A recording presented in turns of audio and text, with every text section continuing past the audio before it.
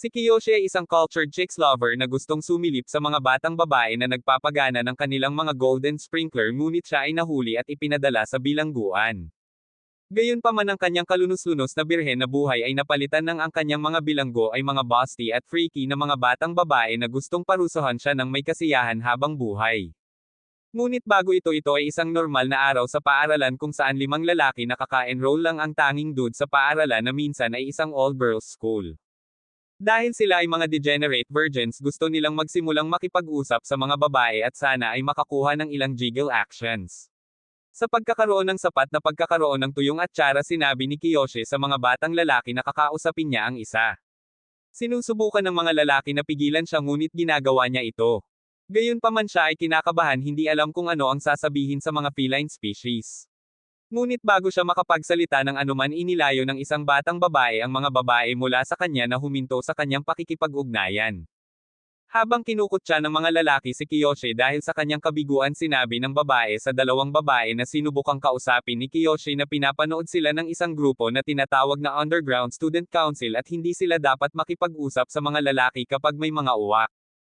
Pagkatapos sa panahon ng klase aksidenteng nalaglag ni Kiyoshi ang kanyang pambura at nang sinubukan niyang kunin ito nakipag-eye contact siya sa isang batang babae na nagngangalang Chiyo. Binanggit niya ang sumo wrestler sa eraser at napagtanto ni Kiyoshi kung gaano siya copylay. Gayunpaman sa lunch break tinanong siya ni Chiyo kung gusto niya ang sumo wrestling at nang sabihin niya sa kanya na gusto niya ito nasasabik siya at nagsimula ng isang pag-uusap. Habang hinihintay ng mga lalaki si Kiyoshi na sumama sa kanila abala siya sa pagkakaroon ng oras ng kanyang buhay pakikipag-usap kay Chiyo at pagkatapos nilang mag-usap ng ilang oras nangako silang manood ng sumo wrestling show ng magkasama. Nang maglaon sa dorm room iminumungkahi ng mga lalaki na sumilip sila sa loob ng paliga ng mga babae at habang nag-aalangan si Kiyoshi sa ideya nagbago ang isip niya nang sabihin sa kanya ng mga lalaki na isipin ang mga plot at jiggle na maaari nilang masaksihan sa paliga ng mga babae. Isinuot nila ang kanilang sobrang sikip na stealth suit at tumungo patungo sa paliga ng mga babae ngunit habang papunta sila roon binanggit ni Gakuto na sisilip sila sa klase ni Kiyoshi at dito napagtanto ni Kiyoshi na makikita ng kanilang mga degenerate na mata ang mga pisngi ng kanyang mahal na Chiyo. Narating nila ang rooftop kung saan hindi sila makapasok sa paligan at nang magsimulang maniwala si Kiyoshi na nabigo ang kanilang mga plano kinuha ni Gakuto ang mga telepono para magamit nila sa pag-espiya. Sa sandaling iyon pinantayan ni Kiyoshi si Chiyo na naglalakad palayo sa paligan at ganap niyang binago ang kanyang tono sa pagsuporta sa plano. Siya ang magbaba ng telepono ngunit nang banggitin ni Gakuto na ito ang telepono ni Kiyoshi nagulat siya at ibinaba ang telepono sa bintana. Natarante silang lahat at habang nagagalit si Kiyoshi na ginagamit nila ang kanyang telepono sinabihan nila siyang pumasok at kunin ito pabalik bago ito makita ng sinuman. Kaya't sumilip siya sa loob ng bintana at nang maibalik niya ang telepono natarante silang lahat dahil sa likuran niya sumulpot si Chiyo at nakita siya.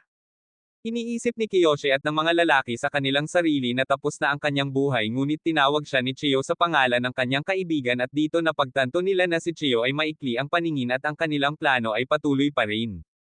Hinubad niya ang kanyang damit at pinakiusapan si Kiyoshi na gawin din iyon at kahit na nanunood ang mga lalaki sinunod ni Kiyoshi ang kanyang itinanong bago niya ito dinala sa paligan kung saan matatagpuan ang langit.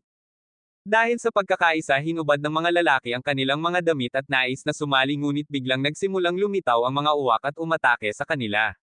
Mula sa kadiliman lumabas ang 2 batang babae na nakatayong nagbabanta. Bumalik kasama si Kiyoshi tahimik siyang naliligo kasama ang iba nang sumulpot ang kaibigan ni Chiyo upang batiin siya at napagtanto niya na hindi niya kaibigan si Kiyoshi. Nagsimula siyang magtanong kung sino siya ngunit bago siya malantad sinabihan ng isang babae ang lahat na tumakas habang ang mga lalaki ay nakasilip sa kanila. Pagkatapos ang mga batang babae ay nagtitipon sa paligid ng mga batang lalaki na ipinako sa cross para sa kanilang mga aksyon at nang tanungin sila ng malaking Donnie Mommy tungkol sa kinaroroonan ng kanilang ika-5 miyembro tumanggi si Gakuta na sumagot at hinarap ang kanyang sarili sa Willie. Samantala si Kiyoshi ay nanunood mula sa malayo nang may sumulpot na babae mula sa likuran at ipinaalam sa kanya na ang kanyang mga kapwa lalaki ay pinarurusahan ng Underground Student Council. Ipinakita niya sa kanya ang isang aklat na binubuo ni Hana ang kalihim gumawa ng bise-presidente at nang tanungin siya ni Kiyoshi tungkol sa Pangulo binuksan niya ang isa pang pahina upang ipakita na si Shimari na tinawag na Crowmaster ay ang Pangulo ng Konseho. Makalipas ang ilang sandali kinaladkad niya ang isang binugbog na Kiyoshi upang sumama sa iba pang mga lalaki at si Kiyoshi ay naluluha ng mapagtantong nakikita ni Chiyo ang buong bagay. Kinabukasan inanunsyo ng Underground Council na pagkatapos ng kanilang ginawa ilalagay sila sa bilangguan ng isang buwan at ang mga pagtatangkang tumakas ay magbibigay sa kanila ng isa pang buwang pagkakakulong. Pagkatapos inutusan nila ang mga lalaki na magtayo ng sarili nilang kulungan sa paligid ng paaralan at nang subukan ni Gakuto na makipagtalo sinampal siya ni Mako para sundin siya. Sa araw na iyon patuloy silang binubugbog ni Mako at sa kabila ng kanilang pagsisikap na ipagtanggol ang kanilang sarili inilagay niya at ng kanyang snusno ang mga ito sa mga posisyon na ang sinumang tao ay mamamatay. Noon lang umubo ng dugo si Joe at nang humingi ng paliwanag si Mako sinabihan lang niya itong kainin ang kanyang kinang na naging dahilan upang mabugbog siya hanggang sa mabalisa. Ipinagtanggol ni Hanro ang kanyang kaibigan sa sahig at sinabihan siya ni Mako na dilaan ang kanyang mga paa ngunit bago niya matupad ang pantasya ng bawat panlalaking lalaki ipinagtanggol siya ni Kiyoshi. Umatras si Mako mula sa parusang ito at matagumpay na nailigtas ni Kiyoshi si Hanro mula sa kahihiyan ngunit sa paglaon ng araw na iyon sinabi ni Hanro kay Kiyoshi na siya ay nagagalit.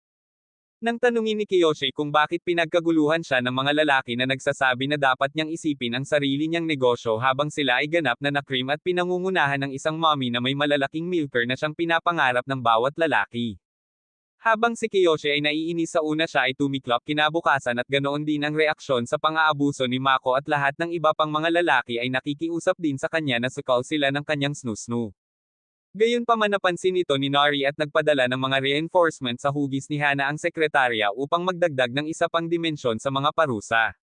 Sa una si Hana ay cute at mabait sa mga lalaki na sinasabi sa kanila na hanapin siya ng ilang mga clover na may 4 na dahon ngunit nang mahuli niya ang mga ito na nakamasid sa ilang gymnastic na babae binugbog niya si Shingo dahil sa pagtatangka nitong laruin ito.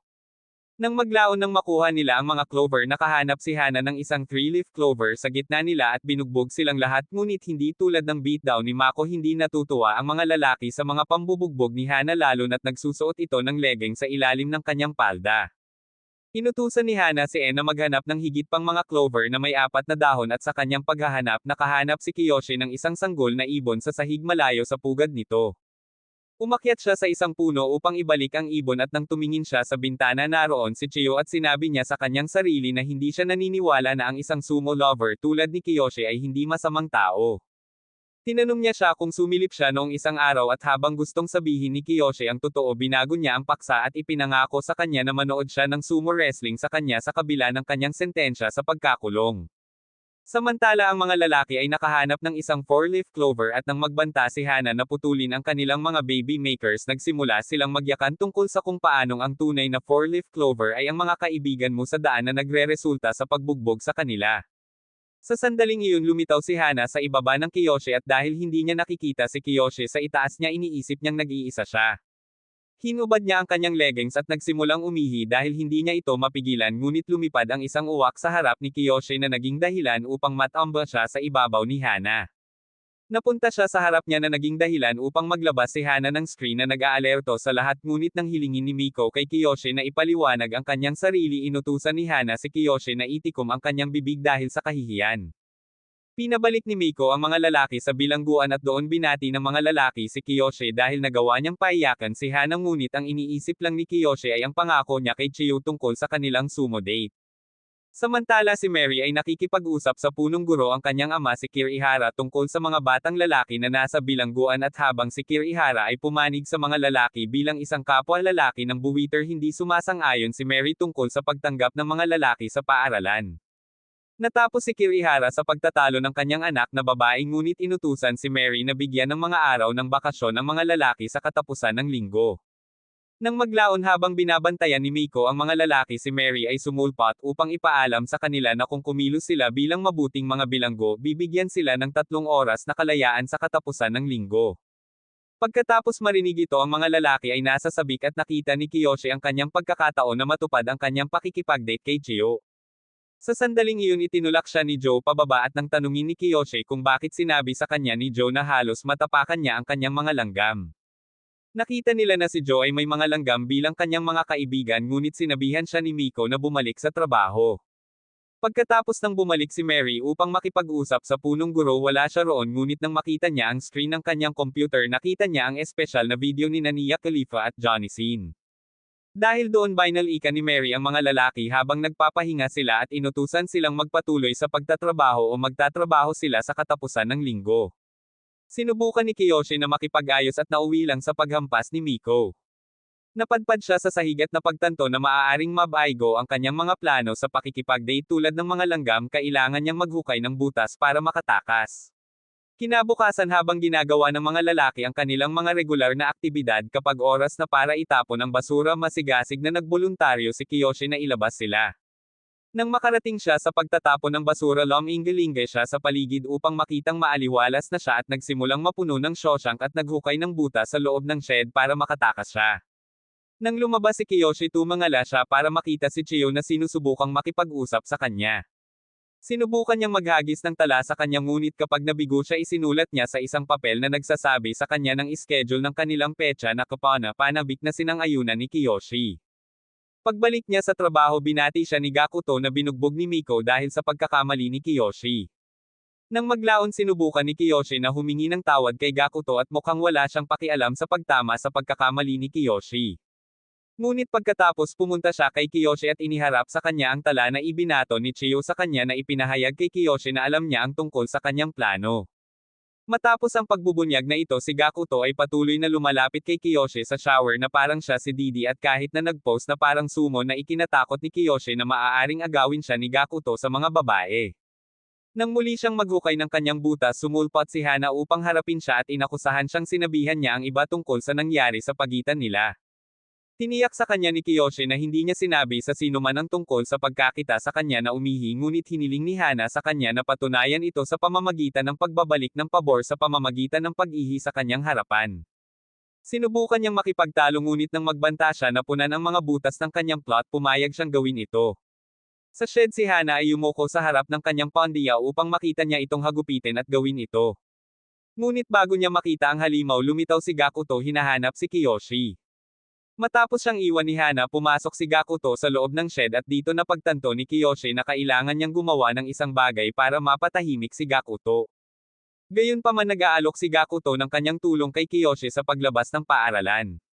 Samantala naliligo si Mary nang mag-alok si Miko na hugasan ang kanyang likod gamit ang kanyang mga melon. Ipinaalam niya sa kanyang makapal at creamy na vice-presidente ang tungkol sa panganib ng mga lalaki at kung paano siya nag-aalala tungkol sa pagpapalabas sa kanila sa bilangguan. Pagkatapos pumasok si Mari sa kanyang ama habang naglalakad pauwi ngunit mula sa kanyang braso isang libro ang nahulog na nagpapakita ng isang kulturang koleksyon ng larawan ng mga rice cake at lalo itong nagalit kay Mary na naging dahilan upang mas gusto niyang parusahan ang mga lalaki.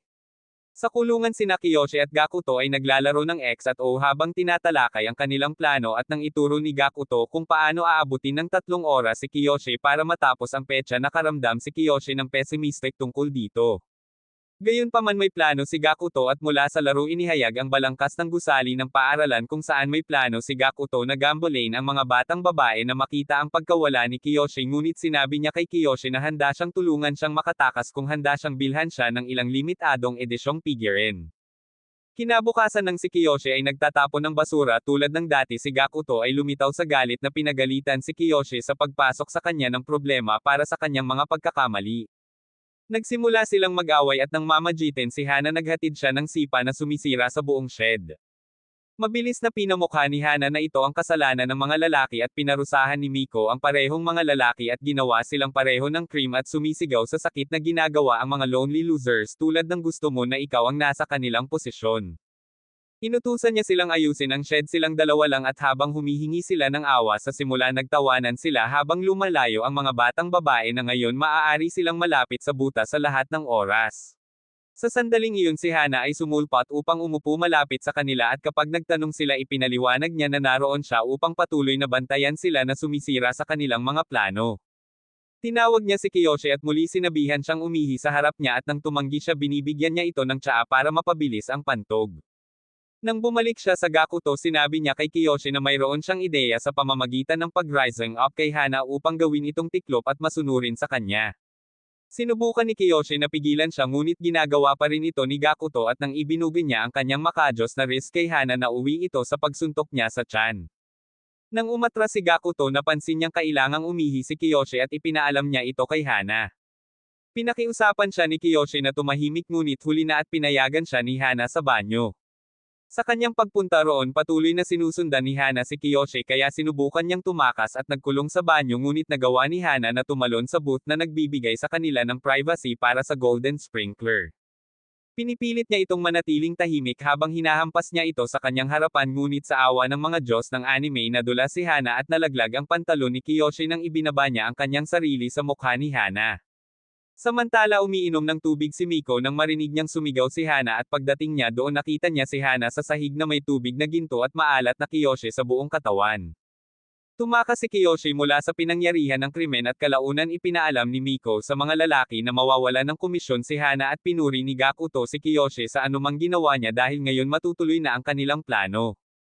Pagkalipas ng mga araw nagpasya sina Gakuto at Kiyoshi na oras na para subukan nila ang butas para makita kung magtagumpay sila.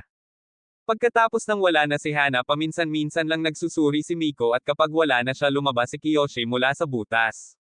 Pumunta siya upang makita ang kanyang ruta ng pagtakas at asar na makita ang isang mag-asawang dumadaan na nagnanais na siya iyon at si Chio. Sa sandaling iyon tumakbo si Kiyoshi sa punong guro na nandoon upang ilibing ang kanyang koleksyon ng mga rice cake na larawan ng iyong mga ina sa nakaraan at hinaronggan nito si Kiyoshi na bumalik sa paaralan. Samantala umabot na ang kampana at hiniling ni Miko kay Gakuto na ipaliwanag kung nasaan si Kiyoshi at nang sabihin niya sa kanya na nasa likuran si Kiyoshi patuloy niyang tinatawag ang pangalan nito ngunit walang tugon. Sa wakas ang punong guro ay natapos ng ilibing ang kanyang mga larawan at nagbigay ng pagbubukas para kay Kiyoshi na tumakbo pabalik sa butas. Nagawa ni Kiyoshi na makalusot sa butas ngunit natigil dahil sa kanyang dump truck habang si Miko ay dahan-daang naglalakad patungo sa kanya. Nang malapit na niyang makita ang butas nadulas siya sa isang kahoy at dumapo sa kanyang pisngi ngunit nang tumangala siya naroon si Kiyoshi upang tulungan siya. Pinagalitan niya siya at si Gakuto sa nangyari ngunit hindi niya nakita ang butas na kanilang itinago. Sinabi ni Gakuto kay Kiyoshi na ang bitag niya ang nagpadulas kay Miko at ngayon kailangan niya ng bagong bitag para sa araw ng pagtakas. Pero habang nag-uusap sila pinapanood sila ni Shingo. Nang maglaon habang ipinagpatuloy ni Kiyoshi at Gakuto ang kanilang talakayan sinubukan ni Shingo na sumali at mabilis nilang binago ang paksa upang maiwasan ang hinala. Sa sandaling iyon lumitaw si Miko na kamukha ng iyong ina nang batiin niya ako at ang mga lalaki ay naglalaway na nakatingin sa kanya.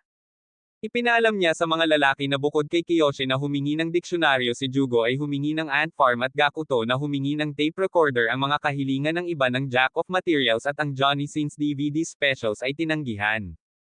Pagkatapos ay ipinost niya ang kalendaryo ng buwan at nakita ng mga lalaki na ang Sabado kung saan dapat tumakas si Kiyoshi ay may espesyal na nakasulat dito at ipinaalam ni Miko sa kanila na sa araw na iyon magkakaroon sila ng isang espesyal na gawain na malayo sa lokasyon ng shed at si Shingo ay makakasama ni Kiyoshi at Gakuto sa araw na iyon. Kinabukasan habang pinag-uusapan ni Kiyoshi at Gakuto kung ano ang kailangan nilang gawin kasama si Shingo narinig sila mismo ni Shingo mula sa malayo at mali ang pagkarinig sa kanila dahil ang narinig niya mula sa kanila ay gusto nilang ipitin ang kanilang mga adobo sa pagitan ng matamis na pisngi ng lalaki ni Shingo. Maya-maya habang gustong mag-shower ni Shingo nasa loob na sina Kiyoshi at Gakuto at aksidenteng nalaglag ni Gakuto ang sabon sa harap ni Kiyoshi. Nang kunin niya ito pumasok si Shingo para makitang mukhang eksperto si Gakuto sa Glizzy Goblin. Nagtago siya sinusubukang kumbansihin ang sarili na hindi ito totoo habang nadulas si Gakuto sa harap ni Kiyoshi. Nang tulungan siya ni Kiyoshi muling tumingin si Shingo sa loob at nakita niya kung ano ang malamang na ginagawa ni Didi sa kulungan ngayon. Gumagawa siya ng ingay at parehong iniisip ni Kiyoshi at Gakuto na narinig ni Shingo ang kanilang plano kaya sinubukan nilang kumbansihin si Shingo na sumama sa kanila sa pagligo ngunit tumakbo siya palayo sa pag-aakalang ang kanyang matamis na pisngi ang susunod. Kinabukasan habang nag-squat si Miko para gumawa ng dump truck hiniling ni Shingo na may talaga siya sa Sabado at nang tanggapin ni Miko ang kanyang kahilingan parehong masaya si Kiyoshi at Gakuto sa kanyang desisyon.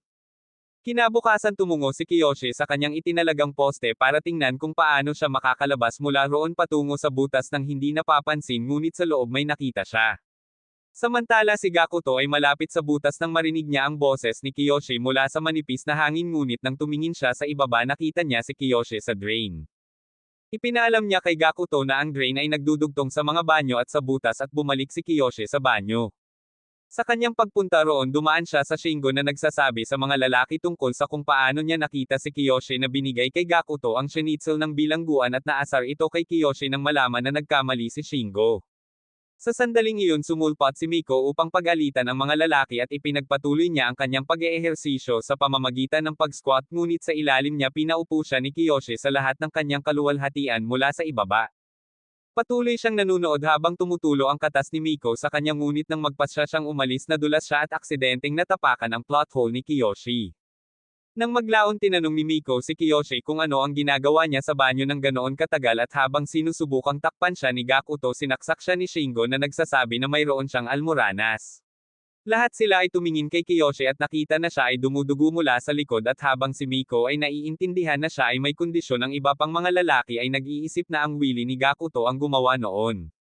Nang gabing iyon sa kanyang hot pants iniabot ni Miko sa mga lalaki ang mga bagay na hiniling nila at ipinaalam sa kanila na bukas ay pupunta sila sa computer class kasama ang ibang mga babae at habang ang mga lalaki ay nasa sabik si Gakuto ay may espesyal na plano na kinasasangkutan ng kanyang voice recorder. Kinabukasan dumalo sila sa computer class kung saan iniiwasan sila ng mga babae dahil sa amoy ng basura ng iyong ama ngunit nang pumasok si Chiyo ngumiti siya at binati si Kiyoshi. Sa kanyang computer ipinaalam ni Gakuto kay Kiyoshi na magre-record siya ng boses ng mga ingay mula sa internet ngunit kapag nabigo siyang makahanap ng anuman ipinaalam niya kay Kiyoshi na kailangan nilang gawin ito ng mano-mano. Wala sa kanila ang gustong gawin ito ngunit sinabi ni Gakuto kay Kiyoshi na dahil makikipag-date siya gagawin niya ito. Habang si Kiyoshi ay nakikiusap kay Gakuto na huwag ipahiya ang kanyang sarili hinahayaan ito ni Gakuto na punitin lahat para sa limitadong edisyon ng mga figurine na nagdulot ng kaguluhan sa tsokolate sa gitna ng klase at naitala ang ingay ng buong bagay upang magamit niya ito para sa distraction na epektibong sumisira sa kanyang buhay high school. Samantala ang punong guro ay naglalagay ng higit pa sa kanyang mga mahahalagang larawan ni Mia Khalifa sa lupa at sinisimento ito na tinitiyak na hindi na niya kailanman hahabulin ang isa pa sa kanila. Kapag siya ay tapos na siya ay lumampas sa butas na ginawa ni Kiyoshi at nang si Kiyoshi ay pumunta upang siyasatin ito napagtanto niya na ito ay ganap na naismento. Sa hapunan parehong napagtanto ni Kiyoshi at Gakuto na malamang na isinara ng isang kawani ng paaralan ang butas at sinisisi ni Gakuto si Kiyoshi sa hindi pagsuri dahil responsibilidad niya ang butas. Nagsimulang mag-tweak si Gakuto sumisigaw kung paano niya sinira ang kanyang buhay high school sa pamamagitan ng pagiging Willy Wonka sa gitna ng klase para kay Kiyoshi para lang sirain ni Kiyoshi ang kanyang bahagi. At habang nagtatalo ang dalawa ang iba ay nakikinig sa dalawa at sinisisi ang napakalaking ding-ailing ni Kiyoshi para sa pagpapaluwag ng plot hole ni Gakuto. Si Mako ay sumulpot upang hampasin si Gakuto upang patahimikin siya at ang iba ay nagsabi sa kanila na patumbahin ang pagtatalo ng kanilang kasintahan. Habang sinasabi sa kanila ni Kiyoshi na ito ay isang hindi pagkakaunawaan, hindi niya masabi sa kanila ang totoo na naging dahilan upang ang iba ay tunay na naniniwala na si Gakuto ang pinakadulo ng relasyon. Nang gabing iyon si Kiyoshi ay pinagmumultuhan ng mga salita ni Gakuto at naririnig pa rin niya ang kanyang mga sigaw sa sakit habang nagdadalamati si Gakuto sa pagkawala ng kanyang buhay high school at sa kanyang limitadong edisyon ng mga figurine. Kinabukasan habang nanlulumo si Gakuto hinarap siya ni Kiyoshi para sabihin sa kanya na magiging matagumpay pa rin ang plano ng breakout. At nang pagdudahan siya ni Gakuto ipinaalam sa kanya ni Kiyoshi na siya ay mag-crossdress na parang isang babae at lalabas ng front door tulad ng normal.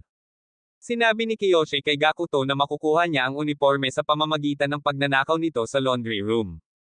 Nang gabing iyon may ideya si Gakuto at kinabukasan ng pinarusahan siya ni Mako naging agresibo si Gakuto at hinawakan si Mako sa mga lugar na magdadala sa kanya sa listahan ng FBI na nagtatapos sa pagbugbog sa kanya. Gayunpaman kailangan pa niyang gumawa ng higit pa at nang makita niya si Mari kasama si Mako tumakbo siya patungo sa kanila iniiwasan ang pag-atake ni Mako na parang siya si Neo at hinayla pababa ang palda ni Mari para makita nilang lahat. Dahil sa ginawa ni Gakuto pinag-pile drive siya ni Mako at pinalo siya hanggang sa isang pulpol. Ngunit ipinaalam niya kay Kiyoshi na kailangan ito para sa kanilang plano.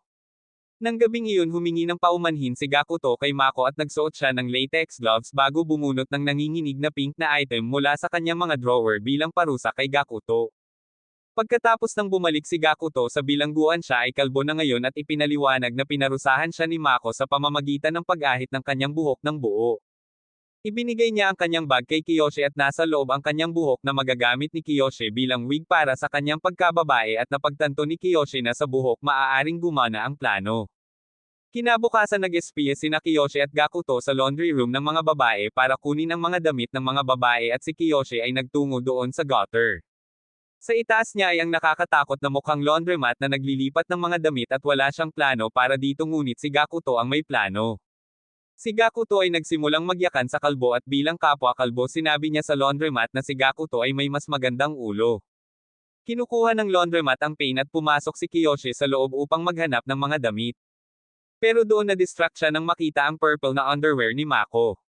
Noon lang habang naaabala ang Tag-Oliva nakita ni Shingo si Gakuto na tumatahol na parang baliw at hinayla siya pabalik na naging dahilan upang bumalik sa trabaho ang Tag-Oliva. Si Kiyoshi ay pumasok sa truck at sa loob ay nakahanap siya ng uniforme para sa kanya ngunit siya ngayon ay natigil sa loob habang ang Tag-Oliva ay nagpaplanong magmaneho. Gayunpaman huminto ang kotse pagkatapos matamaan ng isang bagay at nang lumabas ang Tag-Oliva ito pala ay isang laundry basket na nagbibigay kay Kiyoshi ng pagbubukas upang makatakas. Nang gabing iyon pinagalitan ni Mary si Mako dahil sa hindi pagdisiplina sa mga lalaki na itinuturing na hindi gumagana ang kanyang mga pamamaraan at binalaan niya si Mako na kung siya ay mabaigo may mga kahihinatnan. Kinaumagahan sinimulan ni Kiyoshi ang kanyang araw sa pamamagitan ng pagbabalot ng kanyang disguise sa ilalim ng kanyang damit bago buksan ni Mako ang mga selda ng kulungan. Pagkatapos ay sinimulan nila ang kanilang aktibidad sa araw kung saan sina Kiyoshi at Gakuto ay naatasang bantayan ang mga bag ng mga babae habang sila ay nag-eehersisyo. Mula sa kanyang napakalaking paninigas inilabas ni Gakuto ang kanyang voice recorder at sinabi kay Kiyoshi na matatapos na ang plano. Makalipas ang ilang oras dumating na ang oras at inilagay ni Kiyoshi ang speaker sa banyo bago pumunta sa imburnal upang makatakas. Nang makalabas siya isinuot niya ang kanyang disguise ngunit ang isa sa kanyang wig na buhok ay nagawang lumipad sa mukha ni Mako at dahil sa kaina hinala siya ay nag-imbestiga. Samantala si Kiyoshi ay nagpupumilit na isuot ang uniforme dahil ito ay napakaliit dahilan upang ito ay mapunit at nang makita siya ni Mako ay natatakpan niya ang kanyang bag sa napunit na bahagi at naisip ni Mako sa kanyang sarili na siya ay kapwa babae na estudyante. Pagkatapos lumapit si Kiyoshi sa front gate at nang malapit na niyang makamit ang kanyang kalayaan tulad ni Eren may humila sa kanya pabalik at ito pala ay si Mari. Sa una ay iniisip niya na siya ay sira ngunit hiniling lamang ni Mari sa kanya na huwag isuot ang kanyang bag ng ganoon na nakakapagpaginhawa sa kanya. Nang ibinaba niya ang bag nakita niya ang mga punit na damit at ibinalik iyon humihingi ng paumanhin sa halos kahihiyan niya ang pinong girly drip ni Kiyoshi. Pagkatapos naabot ni Kiyoshi ang dating site at doon binati siya ni Chiyo. Nang makita kung gaano siya pawis inabutan siya ni Chiyo ng isang tuwalya at kapag ginamit niya ito halos mabugbog ni Kiyoshi ang kanyang matamis na nectar kung saan-saan. Ngunit mabilis niya itong hinayla para manood ng palabas.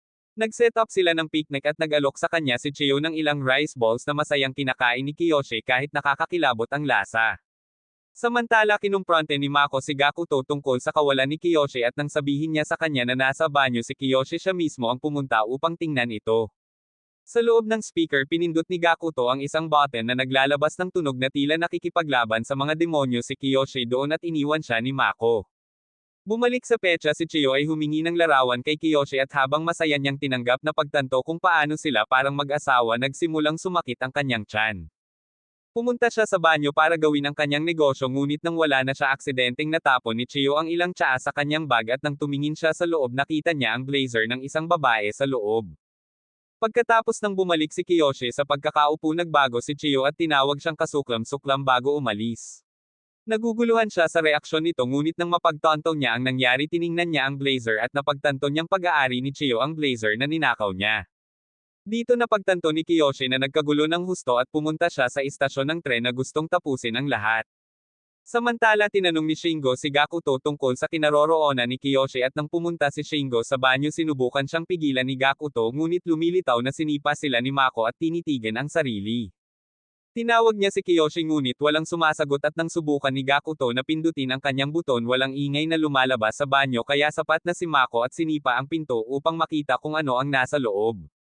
Doon nakita niya si Kiyoshi na lumuluha at ipinapalagay na lang na umiiyak ito dahil sa kanyang almoranas bago siya iniwan mag-isa. Gayunpaman pinuri siya ni Gakuto sa tamang oras at tinanong siya kung umiiyak siya dahil nabigo siyang bilhin ang mga figurine. Ipinakita sa kanya ni Kiyoshi na binili niya ang mga figurine ngunit pagkatapos makita ang mga ito itinago ito ni Gakuto sa banyo at habang sinusubukang sabihin sa kanya ni Kiyoshi kung ano ang nangyari sa petsa wala siyang pakialam. Paglabas nila nandoon si Mary at ibinunyag niya na alam niyang si Kiyoshi ang babaeng pinahinto niya sa pasukan mula sa pagpunta sa mga sumo match. Sinubukan ni Kiyoshi na magpakatanga ngunit ipinakita ni Mari ang kanyang larawan kasama si Chiyo at inihayag na si Chiyo ay kanyang nakababatang kapatid na babae na nagbahagi ng sandaling iyon kay Mari ang kanyang nakatatandang kapatid na babae. Nagpunta si Mako upang tingnan ang loob ng bag ni Kiyoshi at sa loob nakita niya ang buhok sa blazer ngunit nang tumingin siya ng malapitan sinabi niya kay Mary na ang blazer ni Chiyo na nakakainis kay Mako at Mari. Pagkaalis ng mga babae sinuntok ni Shingo si Kiyoshi at sinabi sa kanya kung gaano siya ka-selfish sa pag-breakout na naging dahilan para madagdagan ang kanilang mga sentensya. Hinaila ni Andrea pabalik si Shingo at iniwan nila si Kiyoshi na lumuluha bilang pinakatalo. Pagkatapos inilagay ni Mako si Kiyoshi sa isang madilim na silid bilang parusa at doon tinanong nila siya. Sa panahon nito nagtanong sila sa kanya tungkol sa kanyang breakout at sinabi niya sa kanila na siya lang ang may pananagutan at walang ginawa si Gakuto para tulungan siyang makatakas na pinaniniwalaan nila. Tinanong nila siya tungkol sa blazer ni Chiyo at tiniyak niya sa kanila na nagkataon lang na nakuha niya iyon at hindi siya kailanman nagkaroon ng anumang intensyon na gamitin ito para i-bust out ang isa. Kinabukasan tinipon ng konseho ang mga lalaki para sa kanilang parusa at habang binibigyan nila ang iba ng dagdag na buwan ng pagkakulong hinatulan nila na si Kiyoshi ay paalisan. Pagkatapos sinubukan ni Gakuto na i-rally ang mga lalaki para labanan ang desisyon at sinabihan si Shingo ang pinakamatandang kaibigan ni Kiyoshi na dapat niyang samahan siya sa paligsahan. Gayunpaman sinabi ni Shingo kay Gakuto na hindi niya nakikita si Kiyoshi bilang kanyang kaibigan pagkatapos na hindi sila pinagkakatiwalaan ni Kiyoshi sa kanyang mga plano sa breakout at na si Kiyoshi ang hindi itinuring ang iba bilang kanyang kaibigan hindi ang kabaligtaran. Samantala ipinapahayag ni Mako ang kanyang mga alalahanin kay Murray tungkol sa kung paano sila ang konseho ay walang kapangyarihan na paalisan ang isang tao ngunit ipinakita sa kanya ni Murray ang isang dokumento na ikinagulat ni Mako at sinabi sa kanya na pipilitin nila si Kiyoshi na pirmahan ang kanyang sariling pagpapatalsik. Kinabukasan habang kumakain ng tanghalian inilabas ni Chiyo ang kanyang panghihinayang sa kanyang kaibigan tungkol sa pag-iwan kay Kiyoshi at pagtawag sa kanya na isang degenerate nang hindi siya binibigyan ng pagkakataong ipaliwanag ang kanyang sarili. Noon lang ang ilang mga batang babae ay nagchichismis tungkol sa kung paano ang isa sa mga lalaki ay pinatalsik mula sa paglabas sa pamamagitan ng pagbabalat kayo bilang isang babae at dito napagtanto ni Chiyo na may mali. Nang maglaon dinala ng konseho si Kiyoshi sa kanilang opisina upang lagdaan ang isang form na nagsasaad na kusang loob siyang bumaba at nang mag-alinlangan siya kinumbinsi siya ni Mary na ito ay para sa kanyang sariling kapakanan tulad ng dito. Dito tretuhin siya tulad ng bagong didi pagkatapos ng kanyang ginawa at mas mabuting lumipat siya ng paaralan. Inilagay ni Kiyoshi ang kanyang panulat sa form ngunit bago niya isulat ang kanyang pangalan lumitaw si Chiyo sinabihan siyang huminto at ipinagtanggol ang mga aksyon ni Kiyoshi. Sinabi niya na siya ang nag-imbite kay Kiyoshi na nangangahulugang kung si Kiyoshi ay pinatalsik dapat siya rin. Hinampis ni Miko si Kiyoshi sa ulo at hinaila siya ni Chiyo sa kanyang mga melon upang aliwin siya kung saan halos mawala siya sa sauce. Pabalik-balik ang magkapatid ngunit nang sabihin ni Chiyo kay Mary na minsang nailigtas ni Kiyoshi ang isang sanggol na uwak dahil sa kabaitan nag-alinlangan si Mary. Hiniling niya na pumirma si Kiyoshi ng bagong form ngunit pagkatapos ng ginawa ni Chiyo para sa kanya tinanggihan ito ni Kiyoshi at sinabing nangako siyang i-rehabilitate siya sa bilangguan.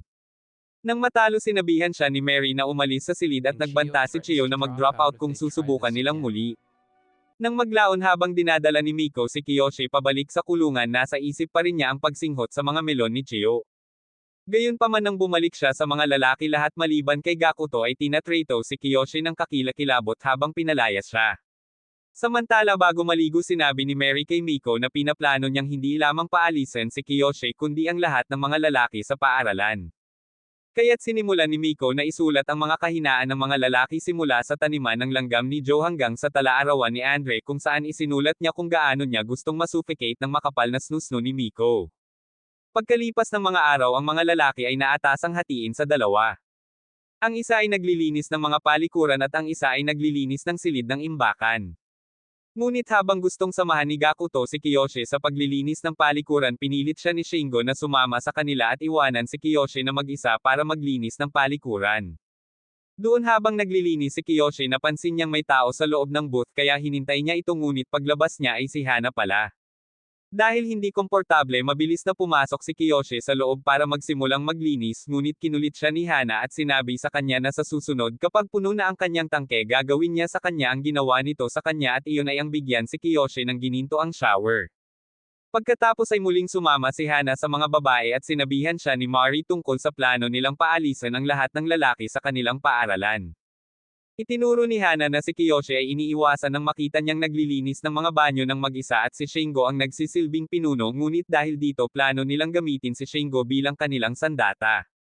Nang maglaon dinala ni Miko si Shingo upang makipag-usap ng pribado at sinimulan niya sa pamamagitan ng paglunok ng ilang creamy white cake bago mag-alok sa kanya.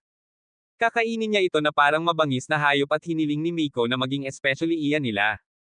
Samantala tinitiyak ni Kiyoshi kay Gakuto na okay lang siyang mag-isa pagkatapos ng kanyang ginawa ngunit bago magsabi si Gakuto ng kahit ano ay pumasok si Shingo.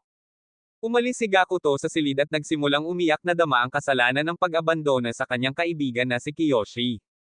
Kinaumagahan nakita ng mga lalaki ang ilang babae at sinampal ni Miko ngunit iniwan niya sina Andre at Shingo nang hindi nasaktan. Walang humpay ang pakiramdam ni Andre na hindi na siya napaparusahan at aksidenteng naitulak niya ang bukirin ni Joe. Nagdudulot ito ng away sa pagitan nila ngunit dito nakikita ni Shingo ang higit pang impormasyon. Nang maglaon sa harap ng isang mainit na palayok si Miko ay nagtanong sa kanya ng karagdagang impormasyon at ipinagpalit ang kanyang masarap na karne at ipinaalam sa kanya ni Shingo ang tungkol sa bukid ng langgam na mayroon si Joe. Pagkatapos ay naglalaro ang mga lalaki sa labas na si Kiyoshi ay iniiwasan pa rin ngunit si Joe ay abala sa pag-aalaga ng kanyang mga langgam. Nakatulog si Kiyoshi ngunit nang magising siya nakita niya si Shingo na kausap si Miko ng pribado kapag walang nakatingin. Sa sandaling iyon tinawag ni Shingo si Joe na ilayo siya sa kanyang mga langgam at kapag ginawa niya iyon sinalakay ng isa sa mga uwak ni Mari ang mga langgam. Sinubukan ni Joe na iligtas sila ngunit pinigilan siya ni Miko kaya hinawakan niya ang kanyang mga melon at itinulak siya palayo. Gayunpaman naroon si Hana upang sipain ang kanyang ulo at pigilan siya ibinagsak siya sa lupa na walang magawa dahil sa hindi niya mailigtas ang kanyang mga langgam. Pinagalitan ni Mari si Joe dahil sa pananakit nito kay Miko dahil sa ilang hanggal na langgam ngunit habang nanunood ang buong paaralan sinunggaban ni Joe si Mari gamit ang isang matulis na tungkod na kahoy. Mabilis siyang pinigilan ni Kiyoshi upang iligtas si Mari ngunit kapag naayos na ang lahat ng alikabok nagtatapos ito sa pagkakaroon ni Kiyoshi ng malaking kahoy na nakaipit sa loob ng kanyang plot hole. Ang lahat ay nagulat sa kanilang nakita ngunit si Kiyoshi ay bumangon mula sa sahig at habang sinusubukan ni Mari na ilarawan na ginawa ito ni Joe sa kanya ipinaalam ni Kiyoshi sa lahat na ito ay isang maliit na splinter lamang at ang dugo ay nagmula sa kanyang almoranas. Inutusan ni Mari si Miko na dalhin si Joe sa solitary habang iginiit ni Hana na dalhin niya si Kiyoshi sa infirmary kung saan pumayag si Mari. Sa nag-iisa sinisisi ni Joe ang uwak ni Mari sa pagkamatay ng kanyang mga langgam ngunit dinala nila sa kanya ang lahat ng kanyang mga langgam buhay at maayos na ikinagulat niya.